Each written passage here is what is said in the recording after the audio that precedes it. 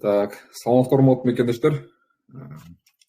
Москвадагы, Россиядагы баардык чет мамлекетте жүргөн кыргызстандык мекендештер, баарыңыздар эфирге куш келипсиздер. Баарыңыздарды көрүп турганымда кубанычтамын. Алгач эле ошол мыйзам тууралуу дагы айтып кетейин деп атам. Владимир Владимирович кол койгон мыйзам тууралуу. Бул мыйзам ушул мигранттарды геолокация боюнча слежка кылып, ошон геолокацияны жөнөтүп туруш керек деген бир мыйзам чыгып атат. Аябай көп видеолор жүрөт бул боюнча.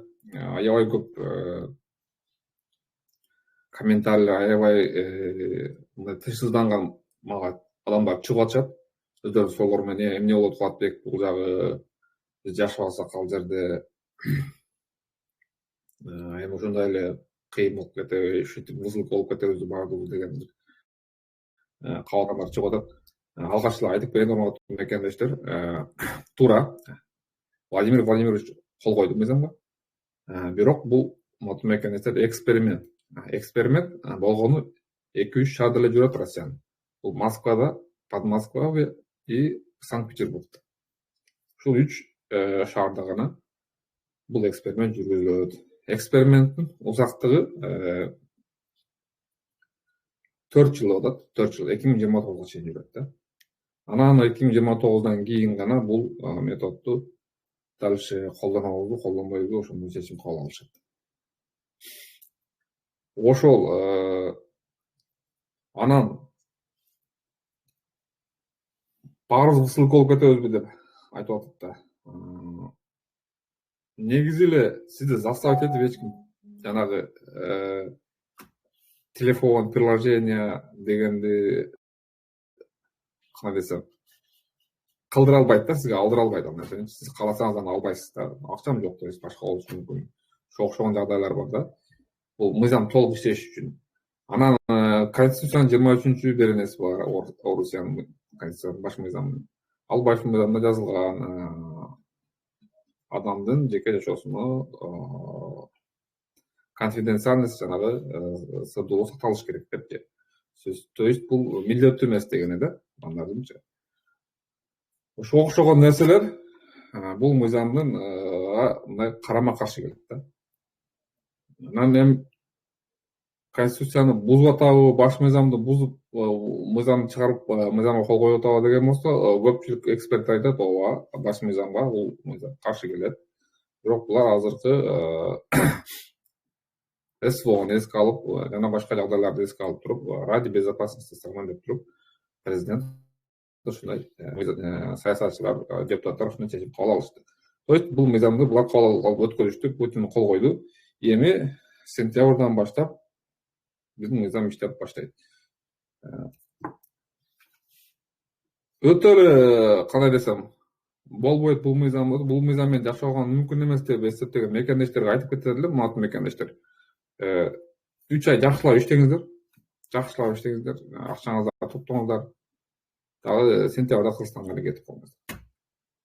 Себеби чынында эле ошол жашаган жериңе регистрацияң менен фиксация кылып туруп, ошол менен жөнөтө турган болсо, бул деген өтө эле акча чапкандык да, чынындачы.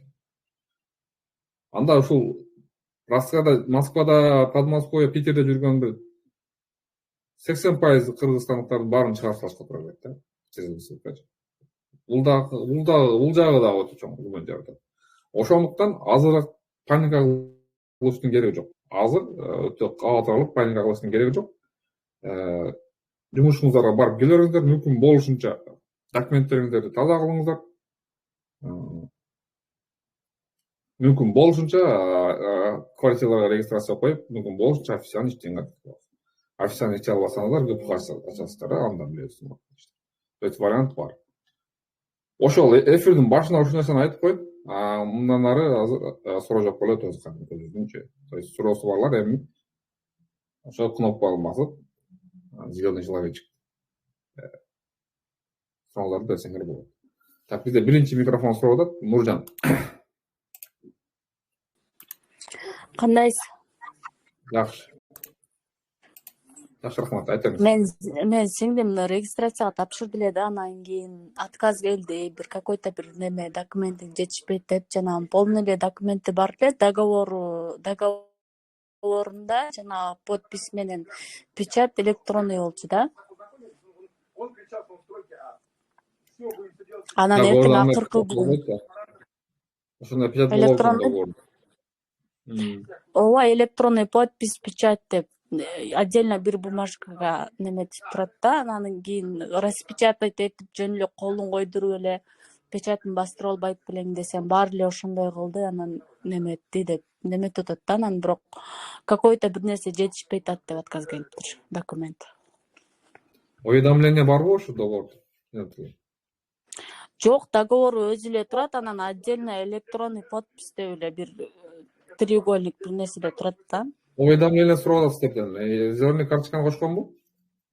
Ооба, полный кошуптур. Анда уведомление сурап атат. Ошол уведомлениени эле Азыр эртең күн да бунуку биринде. Ооба. Официальный элеби иштеген жери? Официальный, ооба, иштейт өзү. Анда отдел кадрга барсын, уведомление берсин, жөнөтүлгөн болсо. Справка берсин, иштейт дегенчи. Азыр ошондо кантип кылат? Эртең акыркы күн болуп калат да ошондо. Тапшырып кое бергиле, бүгүн эптеп ошо акыркы күн эртең жетишип, уведомленияны сурагыла, жанагы госуслугиден өзүңөр эле жанагы сведения олтурдугу деятельность деген бар, ошону чыгарып алсаңар болот. Ошону чыгарып, справканы кошо жөнөткүлө баарын. Мен ойлойм, ал ошо документтерди көрүп булар сиздерди эме кылыш керек да. Ударып бериш керек. Анан бул Москвага тапшырды эле да, анан кайра бул жака Красногорскийга неметип келем деп атканда, кече күнү Красногорскийда мен өзүмкүн продление алганда МФЦ только МВДдан деп койгон да. Мен Красногорскта мен билгендим, ошо Нахабинада бир жерде МФЦ бар экен, ичинде отдел МВД бар. Анан башка МФЦлардын көбүндө мен бадым что бар экен ичинде МВД. Ошон үчүн ошо Ленина 5 жылга эле барыш керек да Красногорскка. Ал жакта только запись менен карайт, Запись менен анан мындай эле карайт болчу, мен бара элекмин көптөн бери. Мен барганда живой эле кабыл алчу. Ал кийин уже булар запись менен кабыл алышты. Бүгүн эмеге МФЦга эле барып кылып көрсөтпү деп, бирок өткөндө МФЦдан биз кылбайбыз деп койгон да. Анан мен бул жакта ЗАГСым бар эле, ошо менен жөнөтүп көрдүк да. ЗАГС менен болот жөнөтсө, и вот МФЦ только ошо компьютерден берип электрондон жөнөткөн жардам бериши мүмкүн менин оюмча. Анан отдел жок болсо алар кабыл албайсыздар. Отдел болуш керек.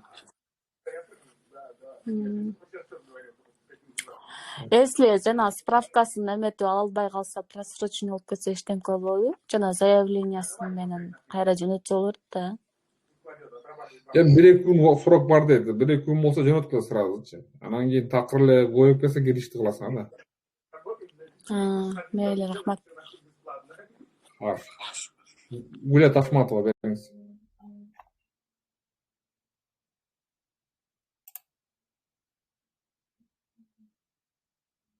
Алло, саламатсызбы? Да. Алло. Да. Алло. Саламатсызбы? Мен СНИЛС боюнча сурайын дедим эле. Менин кызым СНИЛС алганбыз. 2003 келип иштеп баштаган алган элек. Ошонусун бүгүн карасам, 2003төн 2025 деген, 2023төн 2025ке чейин до деп ошондой болуп жазылуу экен да. Анан биз аны кайрадан алабызбы, кандай болуп калат? Мен ошол Кагаз түрүндө болду. Ооба, СНИЛС кайра алсын деген жери жок. Мүмкүн паспортный данныйыңыздарды өзгөртүрөт деген жери бар да, возможно. СНИЛС номер бул сиздин. Ошол эле СНИЛС жарай берет да, Ооба, ошо кыргыздар киргенде баарын бир паспортко жасаталы, загранга эле ошону айтат. Баары загранга жасатабыз дагы.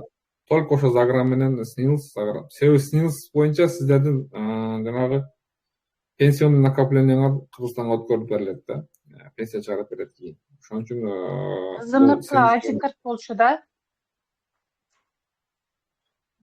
ID карт болсо деле кайра ошол эле снилске же менен берки загранды киргизип коюңуз да.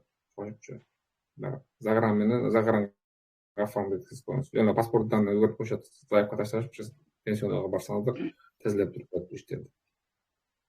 Bunun заграны жок, өзү ошол неме менен эле ID карт менен кирген эле, анан мен уже эртеге немеге барыш керек эле. Сахарова барыш керек эле, андан кийин регистрация улатышыбыз керек да. Ошондо баягы снилс проблема болбойбу деген суроо да менде. Сахаровда снилс сурабайсыз да. Кереги жок Сахарова. Бара бергиле. Рахмет. Так, Назира Мамутова. Алло. Да, вот он. Амаспы, неме продление через госуслуги болбой калганбы? Болот, неге болбойт? Только первичка, вторичка только через МВД деп атышат го. Первичка госуслуги экен, а вторичка МВДга барат экен. Кээ бир жерде ошондой деп атат, бирок тапшырып, заявка таштап турган, МВДга барып заявка таштап турган. Булар ар бир нерсени деп айтат, бирок правила өзгөргөн жок негизиненчи, закон бар чыгып, мындайча окшойт. МВД өзүнчө эле бир жаңы эмелер чыгып атышат да. Хорошо. Так.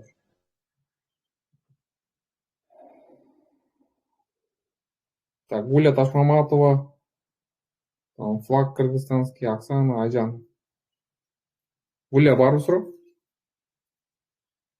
Гуляда жок болсо, Жанагы 1-июндан закон деп мен укпай калыпмын. Ошондо бир сыйра кайталап кое аласызбы деп себеби сурагандар көп болуп атат да. 1-июндан эмнени сурады? Эмне мыйзам экен? 1-июнда какой-то закон чыгып атат биздин неме мигранттар боюнча.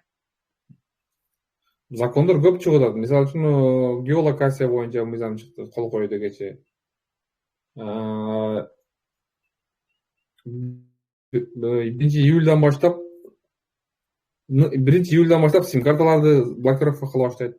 Эгер регистрация кылып алсаңыз. Ошону 1-июлдан баштап жана кирип атканда бул жака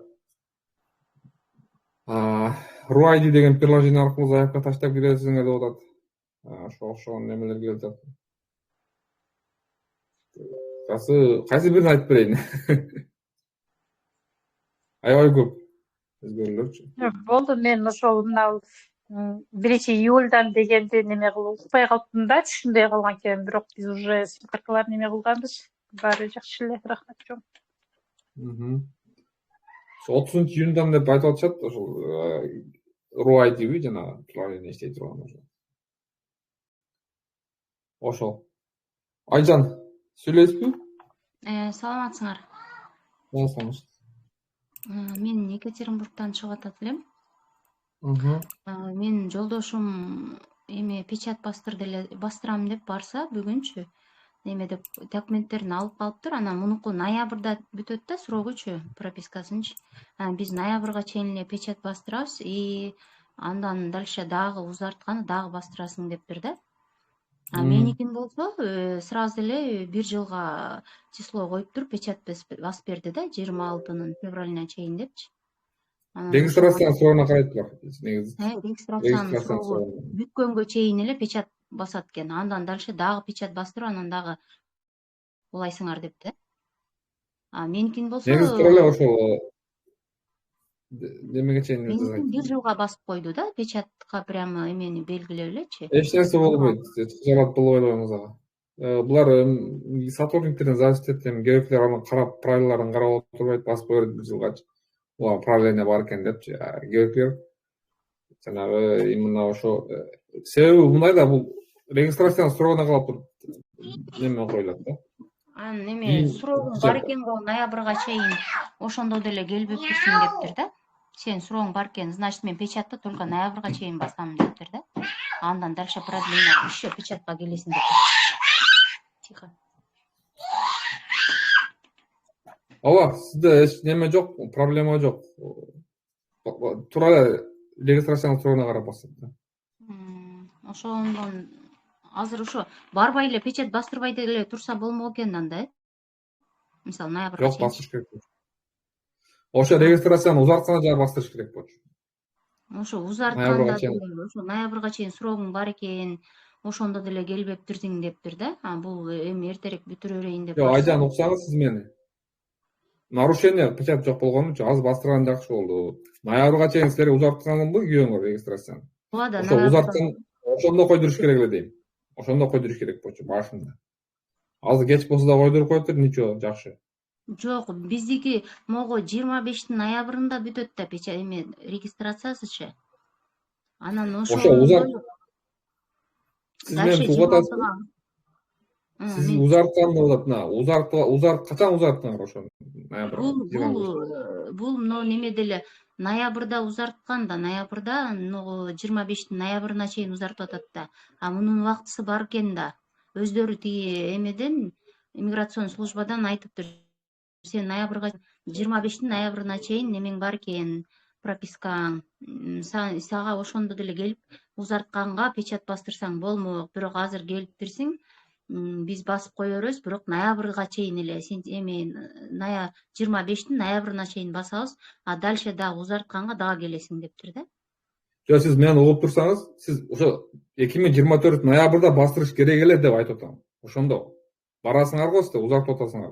Кайда узартканда ошо моментте бастырыш керек. 5 февралдан баштап эметти го бул. Күчүнө кирди го. Ал малда Жок, бул мыйзам 2021ден бери бар. Печать бастырыш керек дегенчи. 2020 андан мурунку закон 2004төн чыккан экен. Печать бастырыш керек дегенчи. Бул ошондон бери бар. Бул 5 февралдан чыккан жок бул мыйзам. Бул ошол илгертен эле бар экен, бастырышыбыз керек болчу экен. Просто булар кээде сурабай коет экен, сурабай койсо биз да бастыра коет экенбиз дагы, кийин анан биз күнөөлүү болуп калабыз. Крайне биз болобуз, по-любому биз болобуз крайне. Эгер милиция келип бизге штраф жаза турган болсо, удвоение кыла турган болсо, толук акысы бар да, себеби биз бастырбай атабыз печать. Булардын МВДнын постановлениясы, приказы бар экен. 2021-жылы чыккан, 21-жылы чыктыр болчу. Ошон үчүн продление кылып атканда сразу бастыргыла.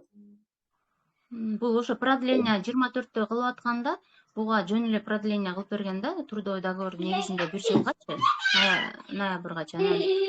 Азыр эми барса, кайра өздөрү айтыптыр да, сен срогуң бар экен эле, ноябрда деле келсең болмок, бирок азыр келипсиң, биз ошо ноябрга чейин эле басып коебуз, дальше дагы бастырасың дептир да. Бу жерде талашат айта турган сөз жок да. Сиздики баары нормальный. Мисалы үчүн айтып атам го, ошо келди, алар айта берет да, эми айта турган сөзүнчү. Ошондой келсең деле болмок деп. Алар айта берет, алар законду билбейт. Алардын сөзүнө ишене бербегиле, баарыначы. Кыскасы, продление кылганда бастырыңыздар. Обязательно. Рахмат. Азиз, бересиңер суроо? Ассаламу алейкум. Алейкум ассалам. Айжан Жэникке туура эле айтып атат, бул 2024 эмеде айтып атпайбы? Кошумчалап кетейинчи бир аз, түшүнбөгөндөр болсочу. Баягы менде да ушундай случай болгондо, регистрациям октябрда болчу, анан мен деле билген эмесмин, то что бастырыш керек экенчи, печатчы. Ал кезде эми требование жок болчу да. Эч кимде түшүнүк жок болчу да, бар болчу, бирок каяктан бастырабыз деген эме жок болчу мендечи. Баарында эле ошондой болушу мүмкүн. Ооба, баарыбыз ошондой билбеген. Билген эмес да. Ошо анан эми азыр бастырып койду, проблемасы да жок. Кайра барып 1 жылга узартса, ал кайра эле 1 жылга басып берет регистрациянын эмесин карап. Анан менде суроо болот да. Бул дагы бир жана закон деп атабы, эмне имиштер болуп атат го. Мен да окуп калдым эме. Иностранный граждандардан аяла эме уже төрөсө буларга бесплатный болбойт депчи.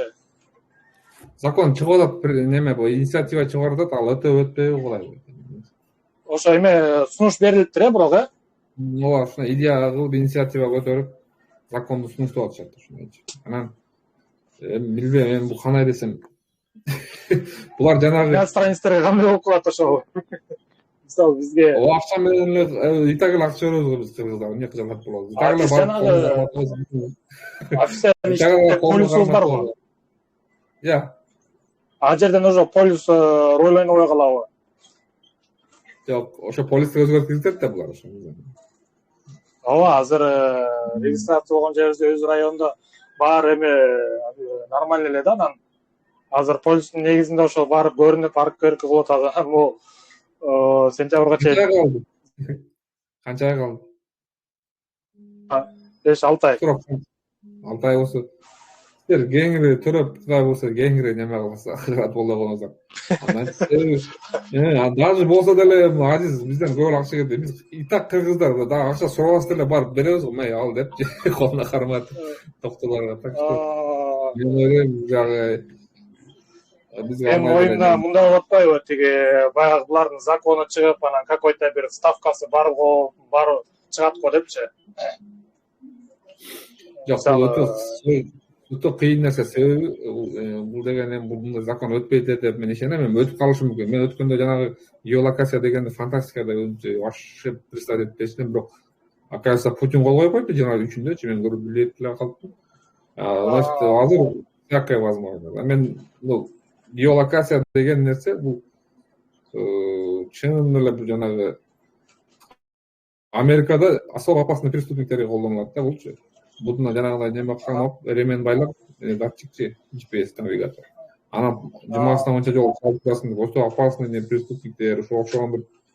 Булар эми баардыгыбызга ошону неме кылып, приложение орнотуп кылыш дегенди эми билбейм. Анан эми сиз айтып аткан закон деле болушу мүмкүн, бирок анда биз бар кандай десем, алыстабыраак кетебиз го бири-бирибизден Россия мененчи. Геолокация демекчи, баягы айтып атканым эле симка боюнчачы. Анан экинчи сим картамды ошол бажам келгенде бажама берип койгом да, баягы интернет колдонуп турсун, документтер бүтүргөнгө чейин депчи.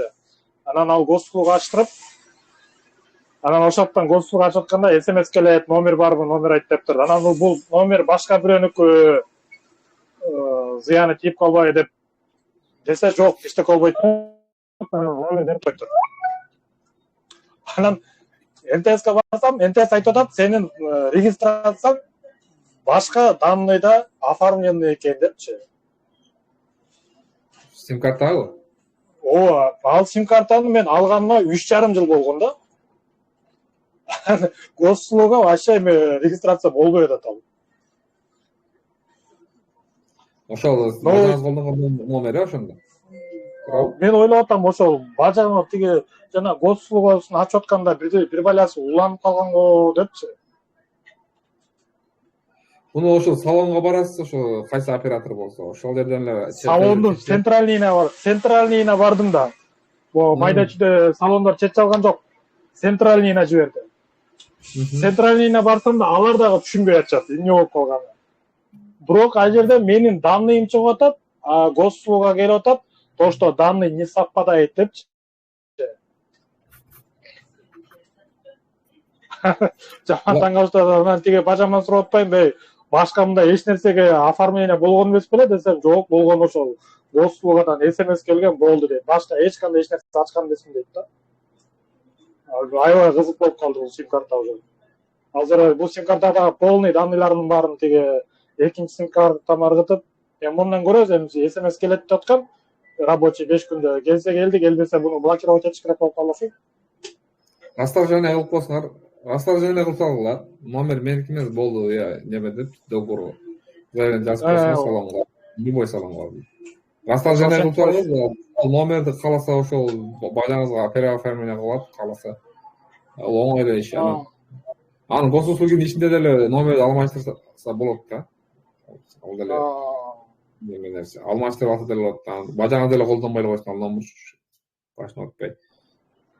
Себеби уже проблема болуп жатат. Кинону эртең муну мыйзамы 1-июлда ишке кирсе мындан да өткөн кашка болот деп турам да. Себеби ала көрүп атпайсызбы, сим карта сиздики азыр эмне окшогон нерселер башалман болуп кедергисем жанагы биздин карапайым кыргыздарга тиет да. Ошондой эле болуп атышат. Ушул Күн сайын закондор чыгып эле уже баш айланып калды, жок, айтсаң эмне закондор чыгып аткан. Негизи природасы Россияда өзү табияты ушундай, буларда мыйзамдар кабыл алына берет, калына бирок иштебейт. Бизде деле ушундай го. Бизде эле пачка мыйзамдар жатат. Саначы. Кубатбек, саламатсыңбы? Насың.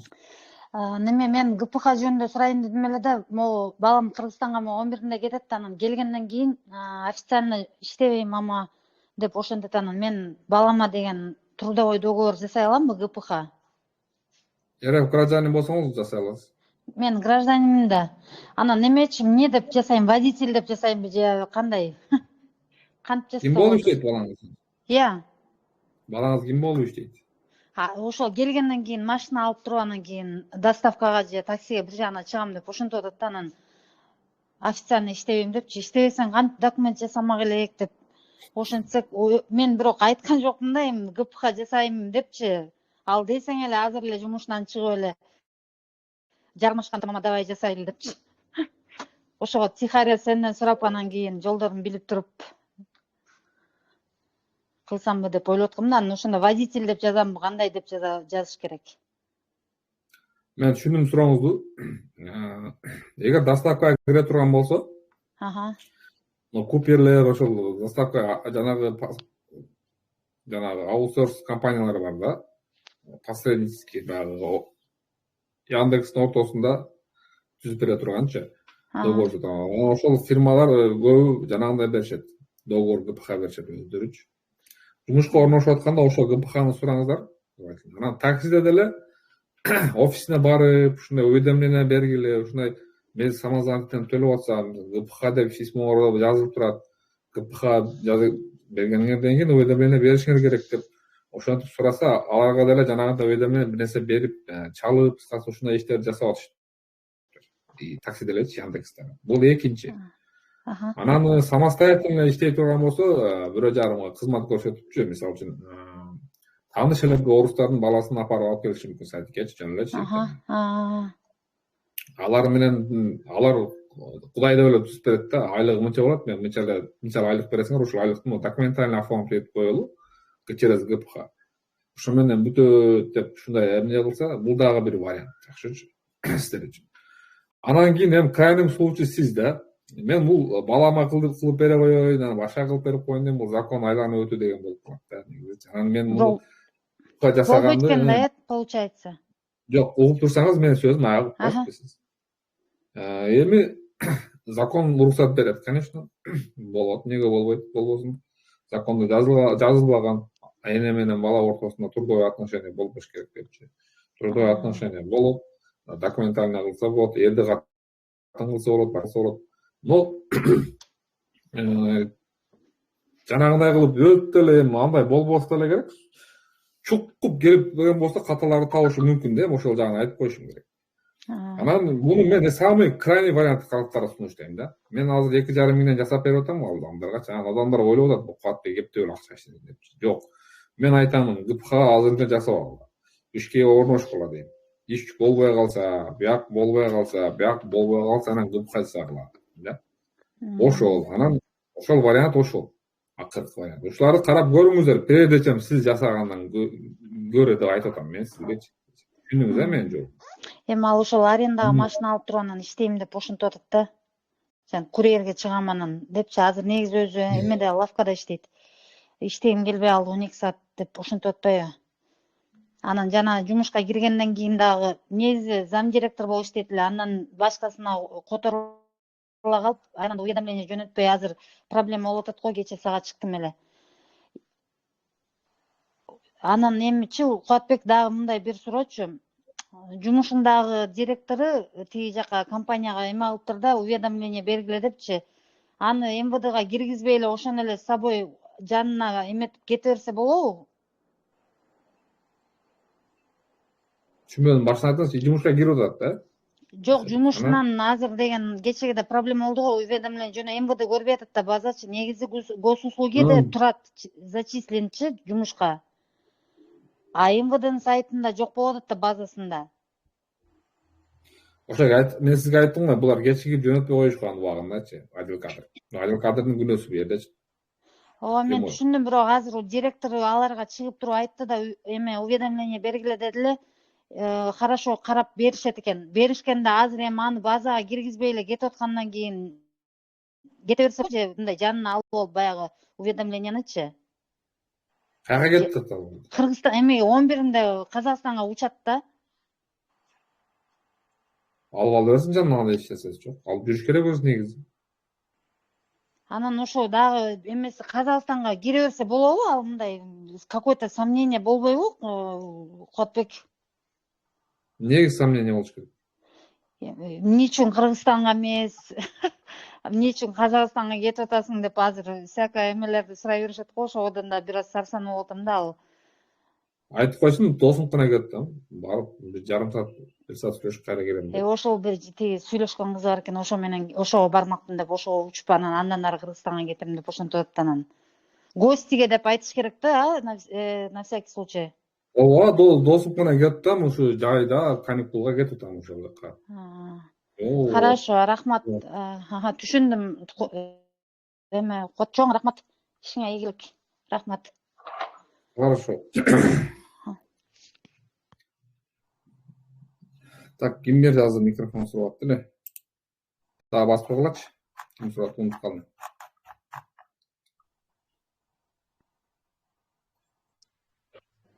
Мен суроо берсем болобу?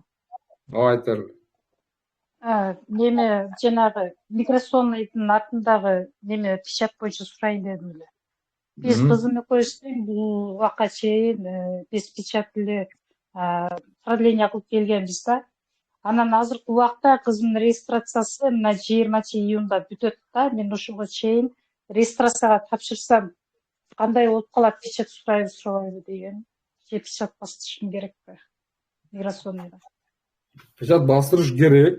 Мен аны өткөндө видео чыгардым, закондорду көрсөтүп бердим, ссылкаларын таштадым ал жакка группага.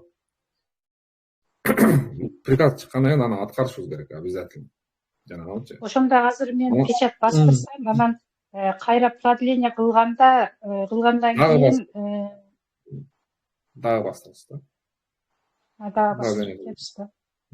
Ошону сурайын дейм. Рахмат. Кайра дагы ошол. Бул жанагы айтып берейин. Негизи майнеси печать баскандын. Миграционкага дата коюлат да. Дата койгондон кийин официальный, ал дата бүткөндөн кийин документ жараксыз болуп калат. Миграционный карта жараксыз болбош керек, себеби биз Россиянын территориясында жүрөбүз да.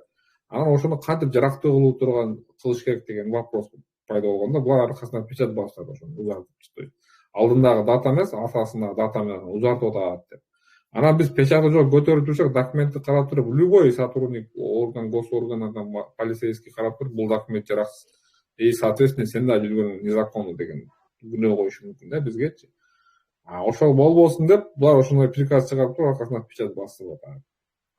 Ошол печать бастыруу деген негизи сиз үчүн деле, МВД үчүн деле, баары үчүн бир ашыкча баш оорутма жумуш да. Муну ошого окшогон приказын дагы бирди чыгарып туруп, жокко чыгарып койсо болот МВДчи. Бирок аны кылбай атат, потому что ужесточение жүрүп атат дейт. Ужесточение жүргөндөн кийин булар бизди эмне кылгысы келип атат, кайра кыйнагысы келип атат. Значит, бизди кыйнай берсе, өздөрү да кыйналып атат, МВДнын сотрудниктери. Алар үчүн да очередь, акча, жумуш башка болуп атат. Анан эмне кылабыз? Биз эптеп чыдап кыла беребиз. Эми алар деле эптеп чыдап ушинтип, эптеп согушту бүтүрүп алсак, эптеп бир тынчтык күндөр келсе, жакшы күндөр келсе, мен ойлойм булардын баары кайра жок болот. Ага чейин эми качан бир Ошондо мен миграционныйга азыр ошол миграционныйына печать бастырып, анан продлениега тапшырам. Андан кийин кайра ошол регистрацияны алгандан кийин дагы бастырышым керекпи ошондо? Ооба, ар бир узарткан айтып атам, мен сизге айтып атам. Сизге 3 ай кирдиңиз, 3 ай без трудовой договор жүрдүңүз дейли. 3 айдан кийин сиз узартып атасыз на основании трудового договора. 3 айдан кийин сиз чыгып кетишиңиз керек. Немеге карап жүрсөңүз, миграционка печать бастырып алсаңызчы. Вообще трудовой договор жок болсочу. Ошондой кийин анан булар 9 айга узарды деп туруп аркасына да печать басып атабы? 9 айда баягы койгон дата бүтүп атабы 9 айдан кийин? Регистрацияңыз бүтүп атат, бул дагы бүтүп атат. Регистрацияңыз узарткандан кийин миграцион аркасына дагы бир аркасына да бир печать басылат жаначы. Дагы узарды депчи. Ошол. Ошондо биз через госуслугу узатчубуз да, анан азыр дагы ошо узатканда МВДга барып бастырышым керек экен да мен ошондо. Отдельно барасың ошого, атайын. Рахмат. Анда госуслугуну эмнеге чыгарды деген суроону эч ким бербейт. Баары бир барып атабыз да туурабы бастырган печать. Ошондой Анда болуп атат да, гостугин все равно жок эле барат кылып экенбиз да. койсо, жок эле кылып койсо, гостугин мен ойлойм. Жанагы адамдар көп барган үчүн дагы ошодон неме кылып через госуслуги кылып койду дейм да, себеби адам аябай көп болот ал жерде очурат. Ал баары Бирок барат бир да. жагы деле жакшы эле болуп атат госуслуги через кылганыбыз деле, себеби бияктагы баргандарга дагы бир аз мындай неме болуп атат да, жеңилдик. Очередь көпөйчү. Бирок сиз баары печать бастырганы барасыз да. Бирок Печать ал жагы бастырганы дагы бар. баары барасыз да. Рахмат. Ошондо деле кантип койсо болмок деген эле суроо да. Анан мен ойлойм кийин барып баары нерселер ордуна түшөт. Мен сизге рахмат. Рахмат. Амина Кубат Амина. Да, вот там Неме мен 4 жол бардым. Кече күнү дагы, кече эмес, мындан 2 жума дагы бардым, ошол печать боюнча баспай эле мени кууп чыкты да. Уже 4-сүндө барганда мени таанып калды дагы, жок сен печатка келиң, көзүмө көрүнбөдү. Койбойбуз, эмне кылабыз? коюлбайт деп. Өткөндө реестрде текшергенде бир сайт жиберди, билесиңер, э? Сайт, ошол сайтты. Баарыңар билесиңерби? Билесизби Амина? Амина дедим го, ким эле? Назира. Ооба, көрүп дайым эле көрөм немеңизди. Ооба, Ошол сайтты дагы ачасыз. Ооба, ошону мен дагы бардым да, ошону кече жактында эле. Ошону алып барып көрсөтсөм деле укпай койду да. Көнбөй койду. Сиз мени уксаңыз дейм. Сизге отказ кылып атат. Да? Эле меники эмес, менден башка дагы 5-6 барган, аларга дагы койгон жок. Ошол райондогу вообще бирөөсүнө дагы койбой атат. Мен билген тааныштардан. Назира, мен сөзүмдү уксаңыз до конца. Угуңуз, мен сизге айтып берем, эмне кылыш керек экенин. Силерге отказ кылып атат туурабы? Отказ кылып атат. Мен айттым, сайт бар жанагы реестр текшерген. Ошол жерде прием сообщений деп турат, туурабы? Ооба. Прием сообщений деген жерди басасыңар дагы. Ошол жерде болгон полный процессти, адрести, ошол сотрудниктин аты жөнүн, саат убактынан бери жазып туруп, ушинтип кол коюп бербейт атат. Но основание приказдын негизинде бизге коюп бериш керек деген письмону жазып жөнөтүшүңөр керек. Качы. Мен эмне кылам дальше депчи. Я нарушитель болгум келбейт, вот мен силерге прием сообщение жөнөтүп атам, чтобы вот кийин мага эмне кылбасын деп туруп письмону жазып жөнөтүп. Прием сообщений деген именно ушундай случайлар үчүн чыгарылган. Аны сөзсүз МВДнын башкармалыгы окуйт. Окуйт дагы ошол отделди, ошол жердеги отделениянын немесинде чара көрөт алар. Башка вариант жок. Түшүндүм. Койбой атабы, 4 жолу барыштын кереги жок. Бир жолу барганда отказ бердиби? Прием сообщений деген жерди басабыз, ол немелерди жазабыз, аты жөнү менен. Ушундай болду, мен эмне кылышым керек деп туруп жазып. Эми орусча жаза албайбыз, көбүбүз билебиз. Бирок эми тааныштарыбыз бар. Коллегалар бар, ошолорго айтсаң алар да жазып берет.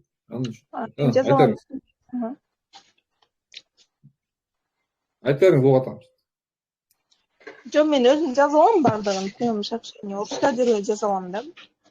Отлично, анда жакшы экен. Ошо кошуналарыңызга да жардам берип коюңуз. Бирөө жардам бере албайсыздарчы анда. Жаза алсаңыз.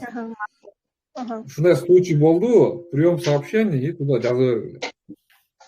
Макул. Себеби алар незаконно силерге отказ кылып атат. Приказды мен чыгардым, бекер чыгардым. Ошону ага да аны көрүп туруп дагы игнор кылып аткан болсо, анда ал сотрудник ал жерде иштеген акысы жок. Ал сотрудник ал жерде айдалыш керек, штраф салыныш керек же башка иш керек. Амина, бус бере бергиле. Аны алып тур.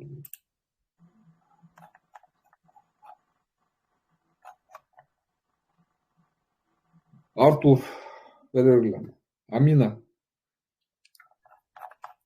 Мен Амина Сабур деп жазып болгон окшойм да, ким экен билбейм. Сабур болуп жашаган кыз окшойт Амина дегенчи. Хорошо. Дагы.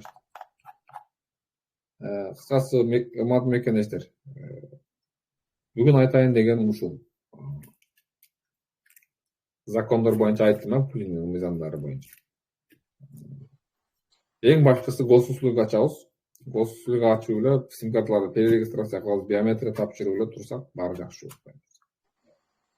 Кубатбек суроо берсем болобу? Айтыңыз. Мен ГПХ боюнча сурайын дедим эле да. Жанагы бир эже айтып кетти го. Мен ГПХ боюнча туугандарыбыздын кызына ГПХ аштыргам да. Мен ошо официальный иштей албайм да. Анан налог төлөйм да, эме Сбербанк карта мененчи. 15 миңге чек чыгарып туруп төлөйм. Анан меники 450, 500, 600ге чейин Налог келет а сизге? Маган эми Сбербанк картама келет. Анан ушул аз деп эметишпейби? Мага проблема болбойбу? Эми сизден сурашы мүмкүн. Прожиточный минимум өзү 30 миң да Россияда, Москвада. 31 миңби ушундай прожиточный минимум. Анан сен тапкан кирешең минимумдан аз болуп атат. Сен эмне кылып жашайсың деген суроону бериши мүмкүн налоговый сизгечи. Анан сиз айтасыз, мен бош убактымда мынча саат эмне жерде карайм дагы, мынча саат барып ал жерден бирөөнүн уюн чиштирип келип келем 2 саатка.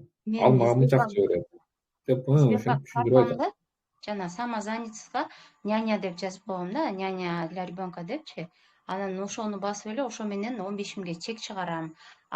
Трудовой договорумда, ГПХмда 15 миң деп ИПга кылып берген да 2 жылгачы. Ошо менен печать бастырып, 1 жылга уладым да эменичи, пропискамдычы. Анан вот ошо налогум мага ошо 450, 500, 600 келет да. Анан ошол аз болуп атат деп мага кийин проблема болбойбу дейм да.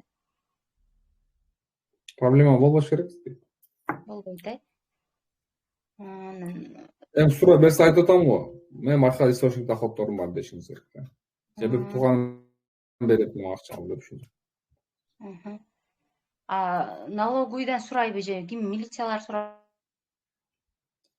Эми сизди сурашы вряд ли, бирок эми вопрос болуп калышса полициялар да сурашы мүмкүн. Налоговый дагы сурашы мүмкүн.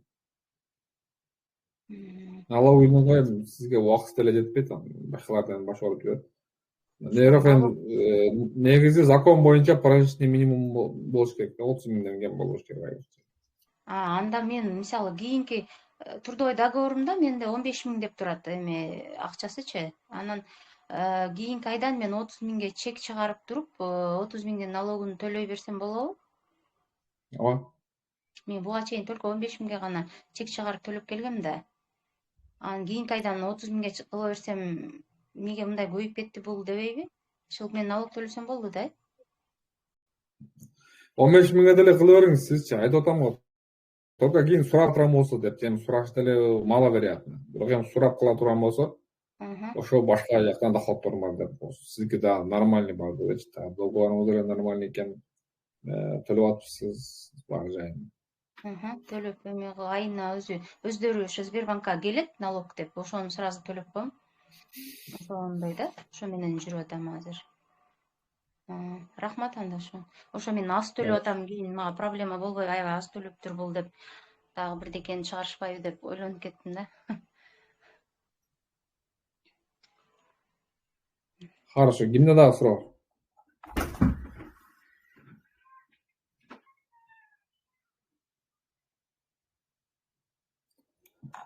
Так, вот мекенештер суроо жок болсо анда эфирди жыйынтый берели. Бүгүнкү эфирди жыйынтый беребиз, аты мекенештер. Июндан баштап отпускага чыгып атам.